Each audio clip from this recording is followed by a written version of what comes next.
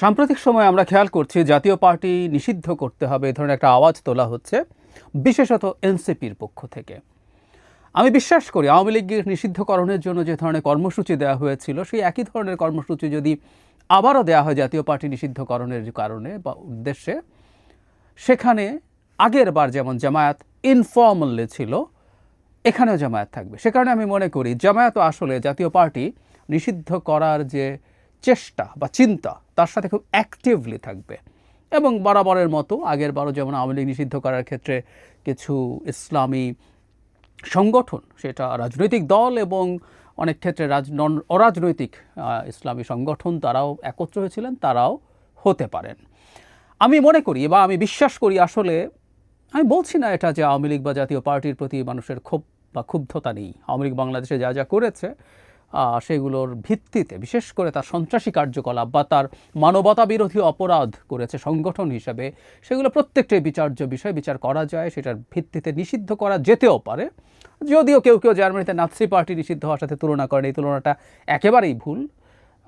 ফ্যাসিবাদী দল হলেই নিষিদ্ধ করা যাবে আর নিষিদ্ধ হয়ে যাবে, নট নেসেসারিলি। এটা আরেক আলোচনা, আরেক ডিবেট, সেটা আরেকদিন করব। কিন্তু যে কথাটা বলতে চাইছি সেটা হলো আওয়ামী লীগ এবং জাতীয় পার্টিকেও নিষিদ্ধ করার ক্ষেত্রে একটা রাজনৈতিক হিসাব নিকেশ কাজ করছে বলে আমি মনে করি, এবং সেই ভিত্তিতেই মনে করি জাতীয় পার্টিকেও নিষিদ্ধ করার জন্য একটা চূড়ান্ত মুভমেন্ট শুরু হবে, যেটার খানিকটা জনাব জি এম কাদেরের বাড়িতে হামলা দিয়ে শুরু হয়েছে। এর আগেও আমাদের নিশ্চয়ই মনে আছে ঢাকায় তাদের কেন্দ্রীয় কার্যালয়ে হামলা হয়েছিল।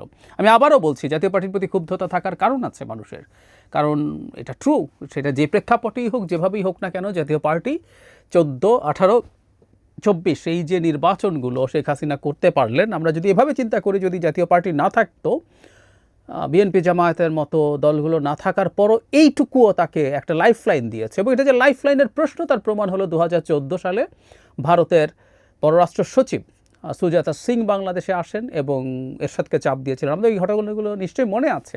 সো জাতীয় পার্টি নির্বাচনে যাওয়া খানিকটা, যদিও মানে প্রধান বিরোধী দল না গেলে নির্বাচন ক্রেডিবল হয় না, কিন্তু খানিকটা হলেও ক্রেডিবিলিটি দেওয়ার চেষ্টা হয়েছে জাতীয় পার্টির মাধ্যমে। সো খুব থাকতে পারে, কিন্তু হিসেবটা অন্য একটা খুব গূঢ় হিসেব আছে বলে আমি মনে করি।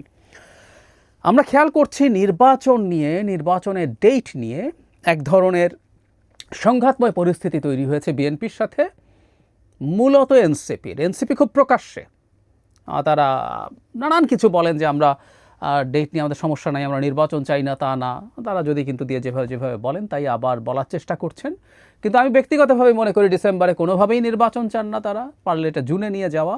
আমি এভাবে বলতে প্রস্তুত আছি, তারা যদি সত্যিকার অর্থে শুধু পলিটিক্যাল কারণে তারা আরেকটু বেশি সময় পেলে আরেকটু গুছিয়ে উঠবেন, এই হিসাবের কারণে সময় বাড়াতে চান, I am fine with that. এরপর শেষে কোথায় দাঁড়াবে সেটা ভিন্ন আলোচনা। কিন্তু আমি এই সন্দেহ করি এনসিপি কিছু কিছু লোকজনের এই সরকারকে অনির্দিষ্ট সময় টেনে নিয়ে যাওয়া, সম্ভব হলে 5 বছর টেনে নিয়ে যাওয়া, সেই খেলার পার্ট বলে আমি মনে করি। সো এটাই আমার কাছে অ্যালার্মিং জায়গা। তারা যদি রাজনীতি করতো, তারা যদি নির্বাচনের কারণে এসব করতে, ওটা ভালো হতে পারতো। যাই হোক, কেউ দ্বিমত করতে পারেন, আমি সেই আলোচনা এখন ঢুকছি না। কিন্তু ওই যে বললাম যে এখন নির্বাচনের ডেট নিয়ে, বিশেষ করে ডিসেম্বর বা আমি মনে করি যদি রমজানের আগেও নির্বাচনের ডেটটা পড়ে, এটাও বিএনপি শেষ পর্যন্ত মেনে নেবে। কিন্তু ওই পর্যন্ত সেটা করাতে পারবে কি না, সেই ক্ষেত্রে যদি না হয়, আমরা খেয়াল করেছি পত্রিকায় যে তারা সম্ভবত জুন মাসটাই আর অপেক্ষা করবেন, যদি এর মধ্যে একটা ক্লিয়ার রোড ম্যাপ সরকার না দেয় অন্তত মাসের, সেই ক্ষেত্রে সম্ভবত তারা জুলাইয়ে মুভমেন্টে রাস্তায় নামবেন নির্বাচনের দাবিতে।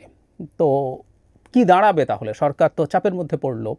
আমি একটার কথা আগে বলেছি, সরকার সম্ভবত যদি তারা মনে করে তারা আসলে নির্বাচন দেবে না, তারা একটা তফসিল ঘোষণা করবে এবং একই সাথে এনসিপিকেও মাঠে নামিয়ে দেবে বা এনসিপি নিজে মাঠে নেমে যাবে এই তফসিল উইথড্র করার জন্য। যেমন তারা মানে আওয়ামী লীগ নিষিদ্ধ করার ক্ষেত্রে প্রধান উপদেষ্টা করবেন না বলার পরও নেমে চাপ দিয়ে এটা করিয়েছেন বলে অ্যাপারেন্টলি মনে হয়, একই কাজ তারা আবার করতে পারেন। কিন্তু তাতেও যদি সফল না হন, তাহলে কি করতে পারেন? আমরা এখানেই আসলে ট্রিকটা। এই মুহূর্তে আমাদের রাজনৈতিক পরিমণ্ডলে আওয়ামী লীগ নেই। আওয়ামী লীগ আর নির্বাচন করতে পারছে না। আওয়ামী লীগের লোকজন আইদার অন্য কোনো দলে যেতে হবে অথবা তাদেরকে স্বতন্ত্র হিসাবে ভোট করতে হবে। আরেকটা অপশান আছে, সেটা হচ্ছে যদি জাতীয় পার্টি থাকে, জাতীয় পার্টির হয়ে তারা নির্বাচন করতে পারবেন। অনেকেই তার মার্কা নিয়ে নির্বাচন করবেন, এটাও সম্ভাবনা আছে। বা এখনও জাতীয় পার্টির খানিকটা শক্তি আছে। জাতীয় পার্টি একসময় যে জায়গায় ছিল, এমনকি সবচেয়ে খারাপ পরিস্থিতি আমরা যদি বলি সেটা হচ্ছে এরশাদ পতনের পর, সেই সময়ও জাতীয় পার্টি 30-এর বেশি সিট পেয়েছিল। এরশাদ নিজে 5টা সিটে জিতেছেন।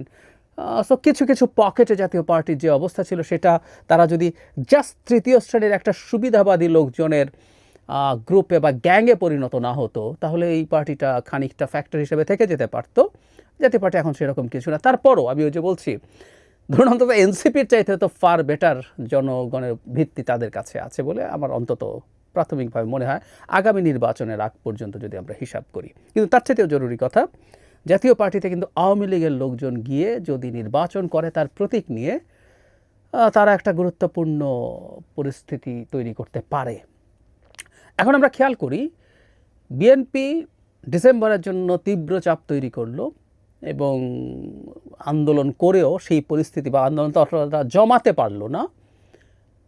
তখন কি হতে পারে এই জায়গাটা একটু খেয়াল করি, এখানেই মূল ট্রিক। যদি জামায়াত এবং এনসিপি একসাথে ঘোষণা দেয় তারা তো আর বলবে না ডিসেম্বরে নির্বাচন চাই না, তারা বলবে যে যথেষ্ট সংস্কার হয় নাই, যথেষ্ট বিচার হয় নাই, বিচারের রোডম্যাপ বা ক্লিয়ার পিকচার দেখা যাচ্ছে না, এসব বলে। এছাড়াও জনাব নাহিদ ইসলাম তো আরও দুটো ঘটনা বলেছেন, প্রশাসন পুরো বিএনপির হাতে, এবং আরেকটা বলেছেন নির্বাচনের আগের যে ধরনের ফেভারেবল আইনশৃঙ্খলা পরিস্থিতি থাকা দরকার সেটা নেই বলে তিনি বিদেশি সংবাদ মাধ্যমকে জানিয়েছেন, রয়টার্স, এএফপিকে।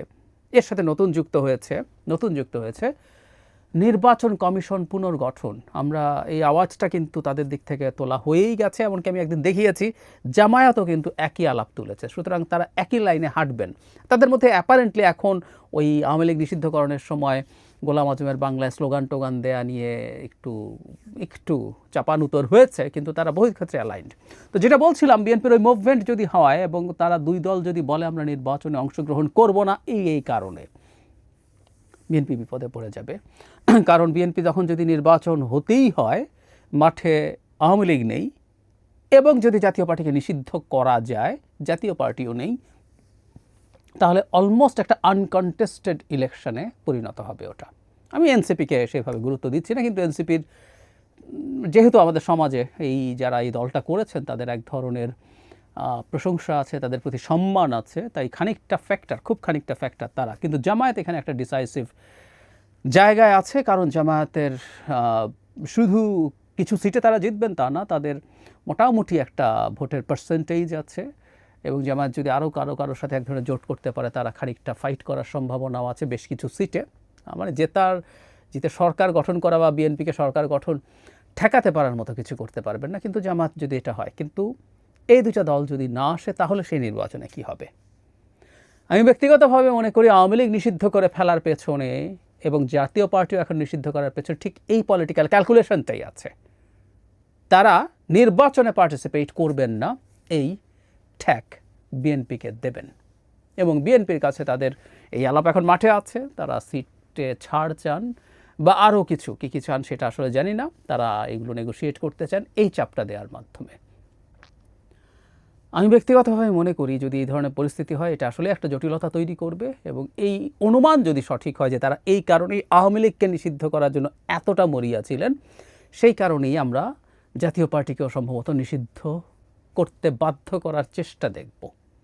এবং তাদের পক্ষে প্রচুর কারণ আছে, মানুষের ক্ষোভ আছে, সবই ঠিক আছে, কিন্তু কারণ এটা জাতীয় পার্টিকে নিষিদ্ধ করে দেয়া গেলে জাতীয় পার্টি নিজে তো পারছেই না, এবং আওয়ামী লীগের প্রচুর লোকজন জাতীয় পার্টির হয়ে নির্বাচন করবে, এবং সেই ক্ষেত্রে জামায়াত এবং এনসিপি যদি নাও আসে, সেই ক্ষেত্রে বিএনপি মোটামুটি একটা কন্টেস্টেড ইলেকশনের মতো দেখা যাবে। এটা বিএনপির ফর দ্য টাইমিং অ্যাটলিস্ট চলবে, এটাই হতে দিতে চাইবে না। ফলে জামায়াত অ্যাক্টিভলি এখন পর্যন্ত দেখিনি জাতীয় পার্টির ব্যাপারে কিছু বলছে, কিন্তু আমি নিশ্চিত করে বলতে পারি যদি এরকম একটা মুভমেন্ট হয়, আবারও যেন হাসনাত আবদুল্লাহ বা সার্জিস আলম তারা দলবল নিয়ে যমুনায় যান, শাহবাগকে ব্লক করে রাখেন, সেখানে জামায়াতের আগেরবার যেমন খুবই গুরুত্বপূর্ণ নেতা দলবল নিয়ে গেছেন এবং উনি আনঅফিসিয়ালি গেছেন বলে বলেছেন, ওখানে প্রচুর শিবিরের নেতা, শিবিরের সাংগঠনিক যে গান সঙ্গীত সেগুলো সব হয়েছে। সো তারা থাকবেন কারণ এটা তাদের এই বার্গেইনিংটা এনশিওর করবে। সে কারণে আমি বলছি এই চেষ্টায় এনসিপি জামায়াত উভয়ই থাকবে, এটা বলা যেতে পারে, আওয়ামী লীগ যেমন ছিল। সো আমরা সামনে দেখি কি দাঁড়ায়, এবং সেটার উপরে আমাদের পলিটিক্যাল ভবিষ্যতের অনেক কিছুই নির্ভর করবে।